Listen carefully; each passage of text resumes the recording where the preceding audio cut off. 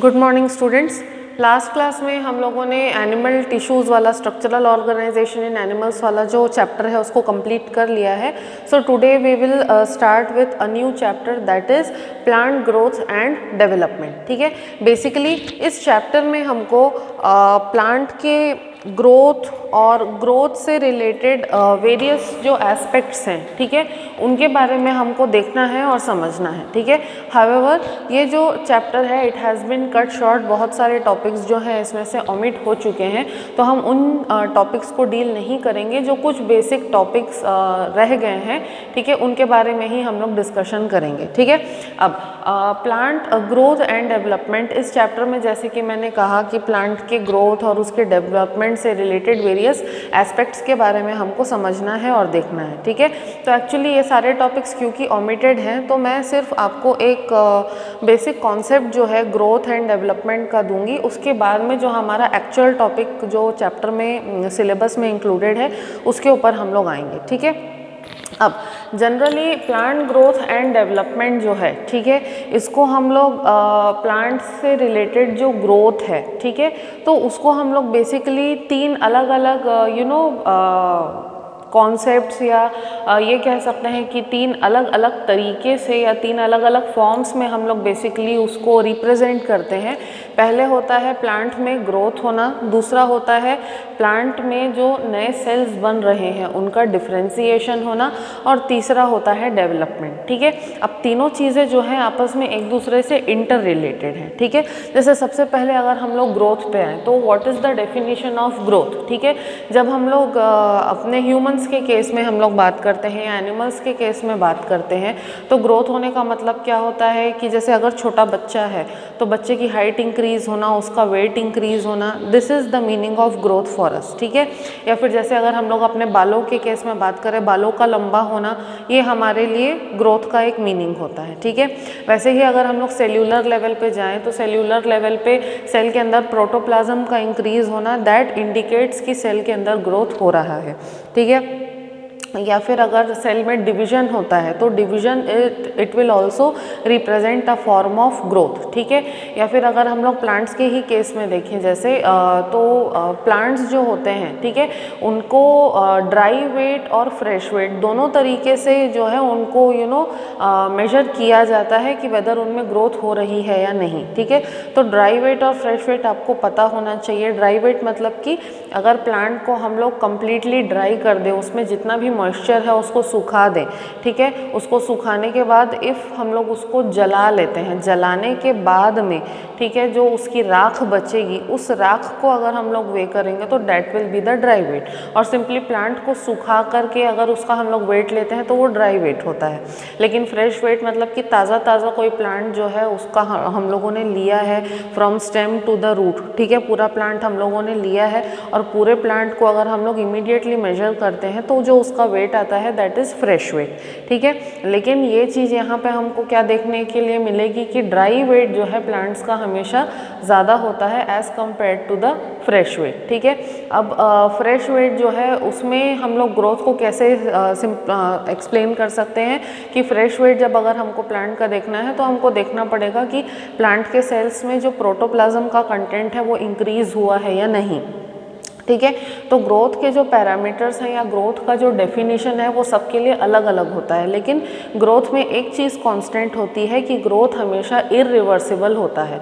कभी आपने ये नहीं सुना होगा कि कोई बच्चा जो है उसकी हाइट जो है वो ज़्यादा से कम हो गई है, तो मतलब ग्रोथ जो है वो कभी भी रिवर्सिबल नहीं होती है, इरिवर्सिबल ही होती है ग्रोथ हमेशा।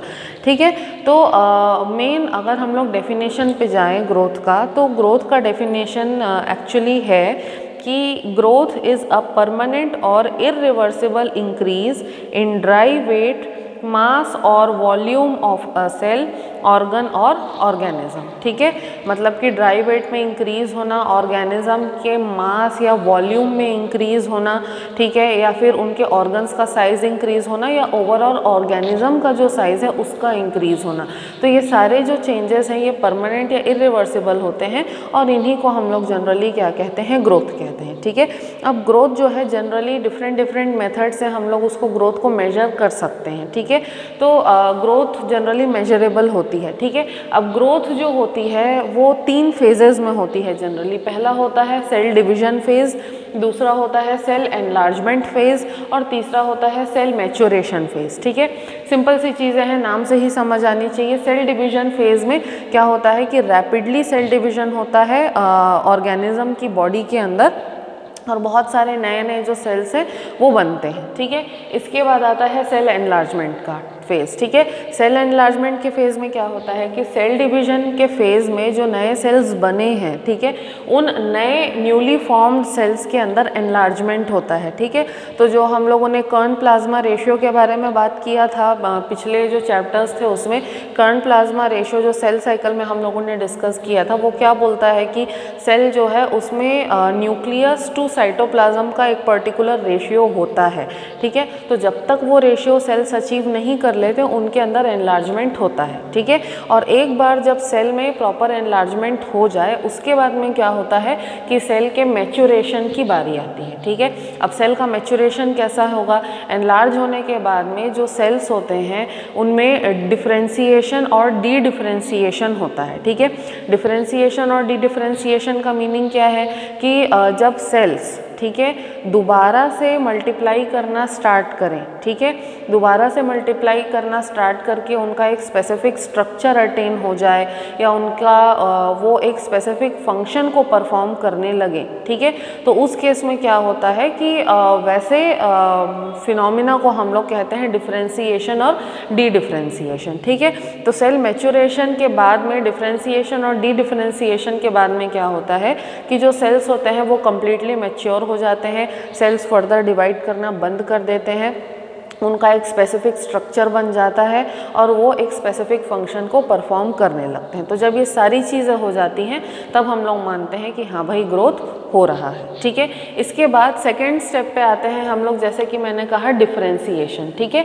तो डिफरेंशिएशन में सिंपली क्या हो रहा है कि जो यंग सेल्स होते हैं एनलार्ज होने के बाद में उनका शेप, स्ट्रक्चर, साइज, उनका नेचर, उनका फंक्शन, इन सभी चीज़ों में जनरली चेंज आता है।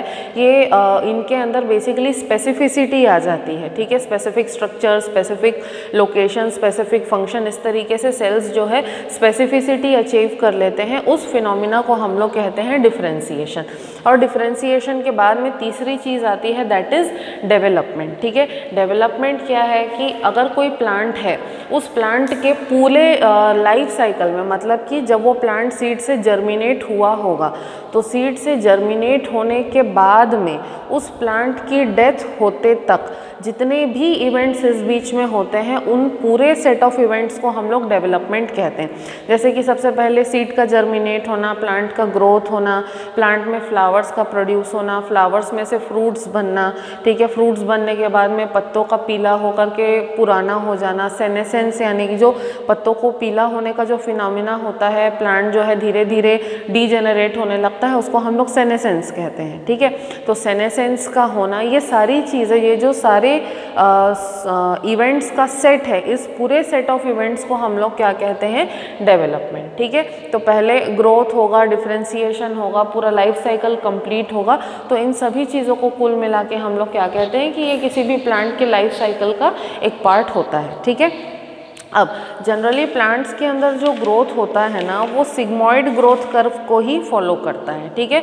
जनरली क्या होता है सिग्मॉइड ग्रोथ कर्व, यानी कि जो मैंने आप लोगों को इसके पहले भी बताया था, ठीक है, कि पहले एक होता है लैग फेज जहाँ पे ग्रोथ बहुत स्लो होती है, फिर होता है लॉग फेज या एक्सपोनेंशियल फेज जहाँ पे ग्रोथ बहुत फास्ट होती है, उसके बाद एक स्टेशनरी फेज आता है जहाँ पे ग्रोथ कम हो जाती है और इवेंचुअली जो है ऑर्गेनिज्म की डेथ होने लगती है, ठीक है।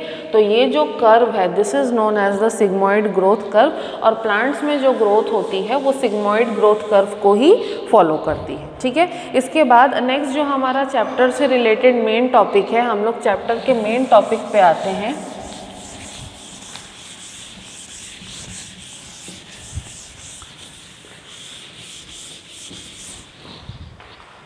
चैप्टर का जो मेन टॉपिक है that is plant growth regulators, या इसको शॉर्ट में PGRs भी कहा जाता है, ठीक है। Now what are plant growth regulators, ठीक है। अभी तक हम लोगों ने ग्रोथ, डेवलपमेंट, डिफरेंशिएशन के बारे में बात की, ठीक है। तो प्लांट ग्रोथ रेगुलेटर्स जो है बेसिकली दे आर केमिकल्स, ठीक है, which are produced within the plant itself, ठीक है।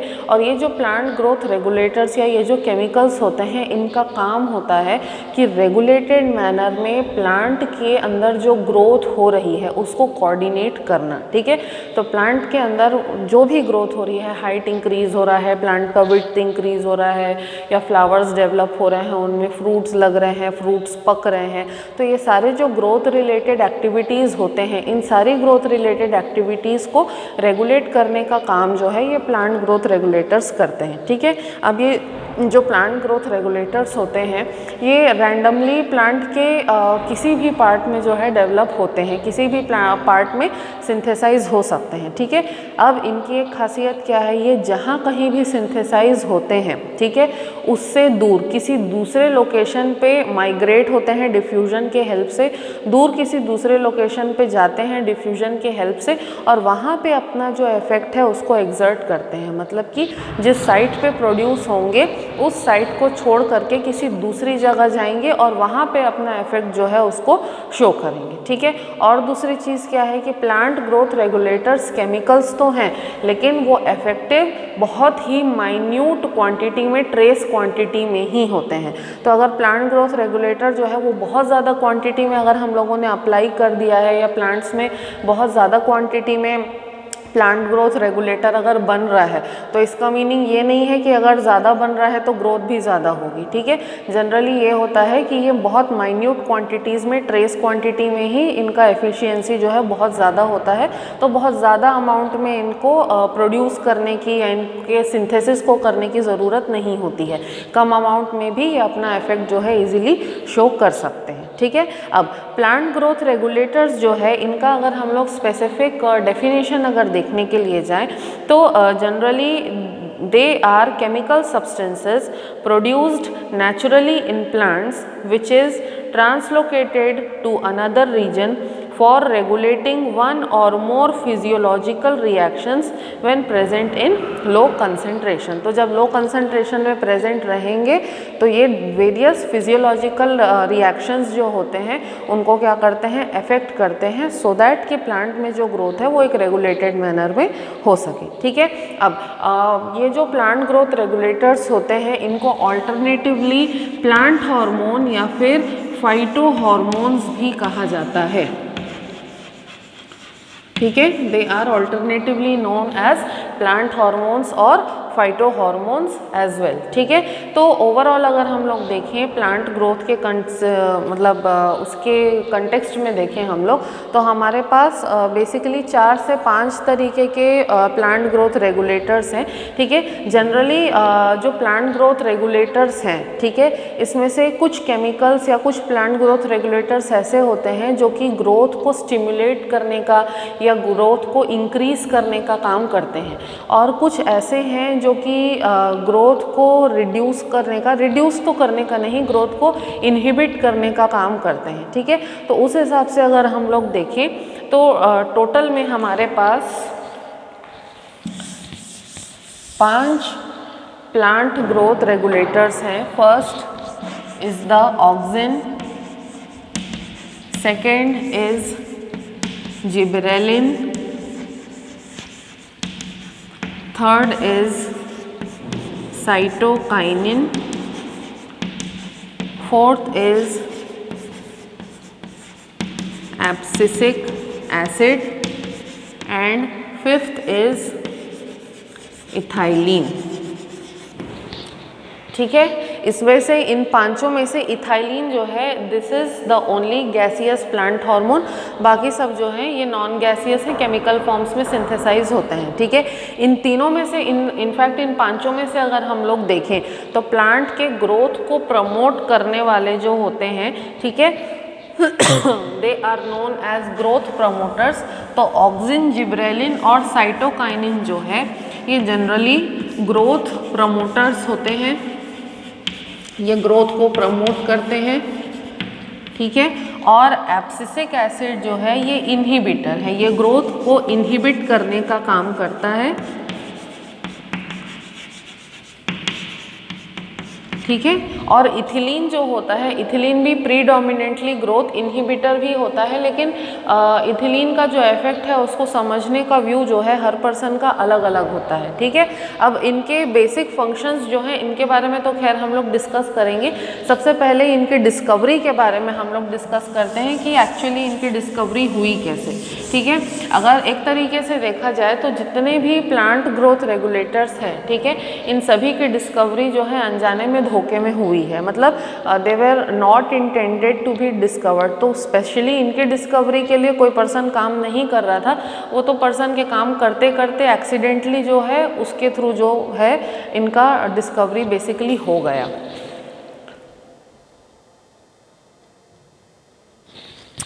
ठीक है। अब सबसे पहले हम लोग बात करते हैं किसकी, हम लोग सबसे पहले बात करते हैं ऑक्सिन की। ठीक है। ऑक्सिन जो है ये सबसे प्राइमरी ग्रोथ प्रमोटर है। ठीक है, फाइटो हार्मोन है।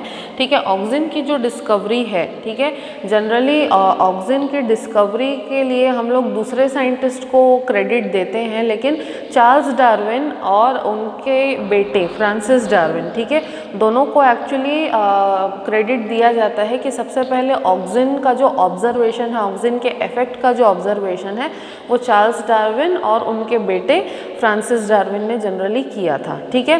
चार्ल्स डार्विन और फ्रांसिस डार्विन जो है दोनों कैनरी ग्रास नाम का एक प्लांट होता है। ठीक है।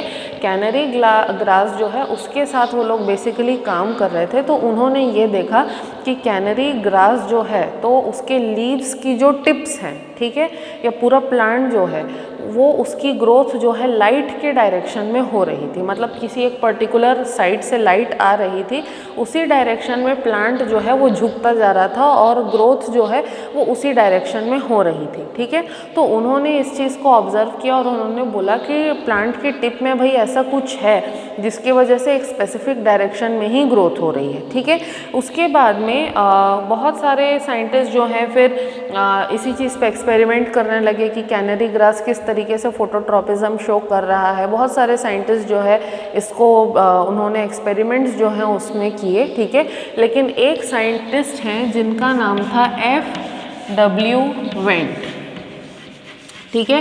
F.W. वेंट ने ओट के जो प्लांट्स होते हैं, ठीक है, ओट के प्लांट्स की जो टिप होती है, ओट के प्लांट्स की टिप को ले करके उन्होंने जो है कुछ एक्सपेरिमेंट्स किए, जिसके बाद में उन्होंने एक केमिकल को आइसोलेट किया और उन्होंने ये चीज़ एस्टेब्लिश करी कि भाई ये जो केमिकल था this was responsible for the phototropism that was being showed by the plants. ठीक है। तो उन्होंने सिंपली ये बोला, उन्होंने ओट का जो टिप है उसको हम लोग ओट का कोलियोप्टाइल कहते हैं। ठीक है। ओट के कोलियोप्टाइल से उन्होंने एक सर्टन केमिकल जो है आइसोलेट किया। ठीक है। उसको आइसोलेट करके उस केमिकल को जब उन्होंने दूसरे प्लांट्स के ऊपर अप्लाई किया तो दूसरे प्लांट्स जो हैं वो भी फोटोट्रॉपिज्म जो है शो करने लगे। ठीक है। तो F.W. वेंट ने कहा कि भाई दिस केमिकल वॉज रेस्पॉन्सिबल कि फोटोट्रॉपिज्म जो है that was being exhibited by the plant and this particular chemical is causing the growth in that particular direction. ठीक है। तो इवेंचुअली F.W. वेंट ने इस केमिकल का नाम रखा ऑक्सिन। ठीक है। तो F.W. वेंट को श्रेय जाता है, उनको जो है इस चीज़ का दिया जाता है रिवेन्यू कि ऑक्सिन जो है उन्होंने डिस्कवर किया था। ठीक है। इसके बाद हम लोग सेकेंड टाइप पे आते हैं, दैट इज़ द जिब्रेलिन। ठीक है। जिब्रेलिन को एक जापानीज साइंटिस्ट थे जिनका नाम था कुरोसावा। ठीक है। कुरोसावा ने जिब्रेलिन की डिस्कवरी करी, किसमें की, उन्होंने राइस के प्लांट्स में जनरली उन्होंने डिस्कवरी की। ठीक है। तो एक टाइम पे क्या हुआ कि जापान में राइस की जब खेती होती थी तो कई जो फार्मर्स हैं उन्होंने देखा कि चावल के, राइस के कुछ प्लांट्स ऐसे थे जिनकी जो हाइट है वो अनयूजुअली ज़्यादा थी दूसरे प्लांट्स के कंपैरिजन में।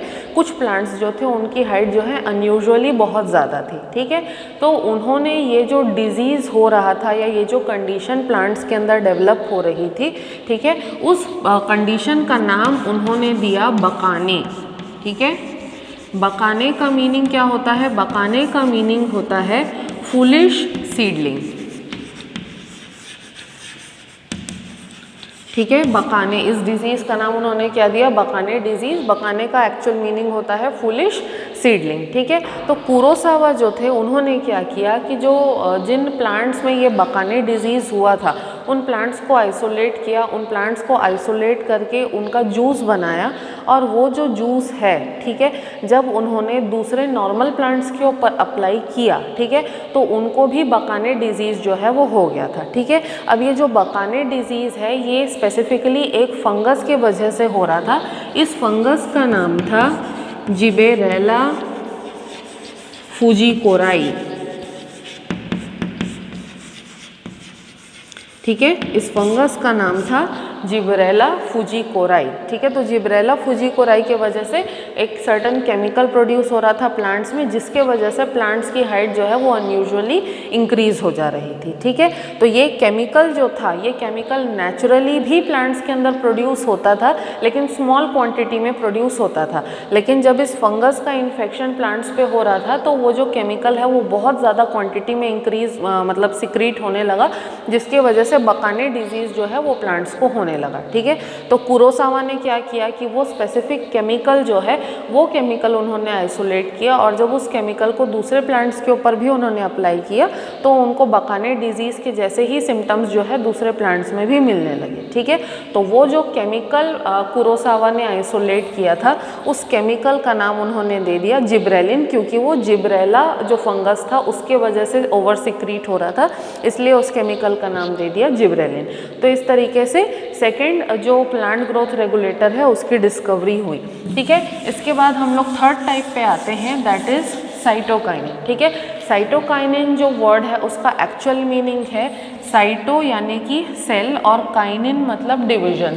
तो ऐसा केमिकल जो सेल डिवीजन को प्रमोट करे उस केमिकल का नाम क्या दे दिया गया, साइटोकाइनिन दे दिया गया, ठीक है। अब साइटोकाइनिन जो है, साइटोकाइनिन की जो डिस्कवरी है ये एक साइंटिस्ट हैं जिनका नाम है स्कूग, ठीक है। स्कूग नाम के साइंटिस्ट ने अपने टीम मेंबर्स के साथ मिल करके जनरली साइटोकाइनिन के डिस्कवरी उन्होंने की, ठीक है। तो वो जनरली टिश्यू कल्चर का एक्सपेरिमेंट जो है, प्लांट्स में टिश्यू कल्चर होता है उसका एक्सपेरिमेंट वो परफॉर्म कर रहे थे।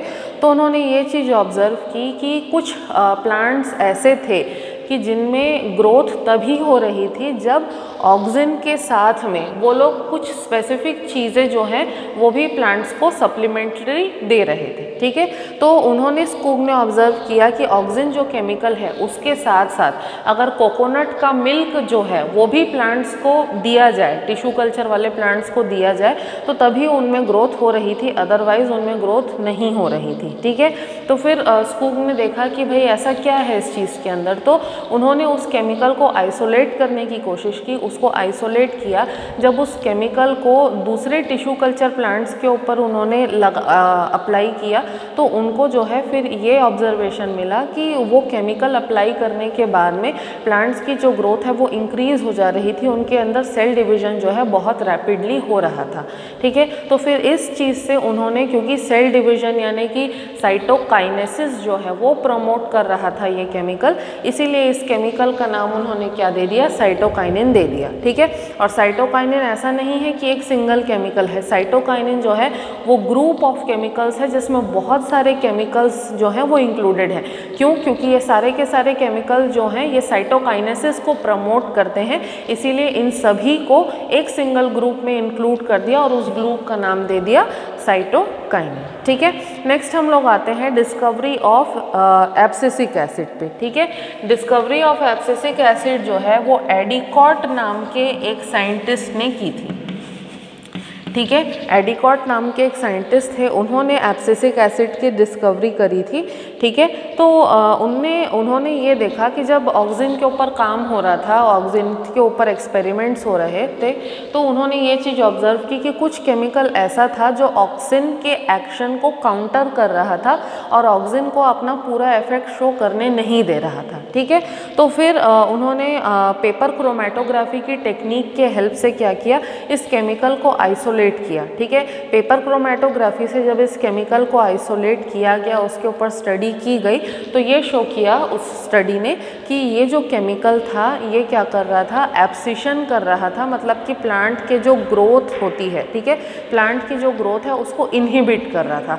तो एब्सिशन कर रहा था, इनहिबिशन कर रहा था, इस वजह से इस केमिकल का नाम रख दिया गया एब्सिसिक एसिड। ठीक है, इसके बाद फाइनली हम लोग इथिलीन की डिस्कवरी पर आते हैं। ठीक है, इथिलीन जो है ये कजिन्स नाम के साइंटिस्ट ने डिस्कवर किया था। ठीक है, कजिन्स नाम के एक साइंटिस्ट थे, उन्होंने जनरली इथिलीन की डिस्कवरी करी थी। ठीक है, तो उन्होंने क्या देखा कि जो फ्रूट मर्चेंट्स होते हैं, फल का जो बिज़नेस करते हैं, वो लोग क्या करते थे कि जब फ्रूट को वो लोग ट्रांसपोर्ट करते थे, तो फ्रूट को ट्रांसपोर्ट करने के टाइम पे, उसको स्टोर करने के टाइम पे वो लोग वहाँ पे केरोसिन लैम्प्स जो हैं उसको जला करके रखते थे। ठीक है, तो केरोसिन लैम्प्स जलाने से फ़र्क ये पड़ता था कि फ्रूट्स जो हैं वो जल्दी पक जा रहे थे। ठीक है, और ये भी ऑब्ज़र्व किया गया, फ्रूट मर्चेंट्स ने ये भी देखा कि जो पुराने पके हुए फल हैं, सड़े हुए फल हैं, ठीक है, अगर उनको कच्चे फल के साथ में रखा जाए तो कच्चा फल जो है वो जल्दी पक जाता है। ठीक है, तो इस पर कजिन्स जो थे उन्होंने एक्सपेरिमेंट्स कंडक्ट किए, तो उन्होंने ये इस्टेब्लिश किया कि कुछ एक गैसियस सब्सटेंस है, ठीक है, जो फलों में राइपनिंग को, यानी कि पकने का जो प्रोसेस है, राइपनिंग का जो प्रोसेस है, उसको प्रमोट करता है। ठीक है, उसके बाद में एक और साइंटिस्ट थे गेन नाम के। ठीक है, गेन नाम के GANE, गेन नाम के एक और साइंटिस्ट थे, उन्होंने इस चीज़ का एविडेंस दिया कि एक गैसियस और वॉलेटाइल सब्सटेंस है जो कि फ्रूट राइपनिंग को जो है उसकी स्पीड को जो है इंक्रीज कर देता है। ठीक है, इवेंचुअली इस गैसियस सब्सटेंस का नाम जो है इथिलीन रखा गया। तो इस तरीके से जो पांचों आपके प्लांट ग्रोथ रेगुलेटर्स हैं, इनकी इवेंचुअली डिस्कवरी हो गई। ठीक है, अब हमको फर्दर इसके बाद और क्या करना है, फर्दर हमको ये देखना है कि ये जो पांचों जो हमारे पास प्लांट ग्रोथ रेगुलेटर्स हैं, इनके केमिकल नेचर के बारे में देखेंगे, ये कहाँ प्रोड्यूस होते हैं, ठीक है, और इनका फिजियोलॉजिकल इफेक्ट प्लांट के ऊपर क्या होता है उसके बारे में हमको देखना है। ठीक है, तो आज हम लोगों ने यहाँ तक डिस्कस कर लिया है। नेक्स्ट क्लास में मैं आपसे ऑक्सिन और जिब्रेलिन के बारे में डिस्कशन करूँगी। ठीक है, अंटिल देन आप लोगों को कोई भी जो भी चीज़ मैंने बताई है उसमें अगर डाउट आता है तो you can ask me. Thank you.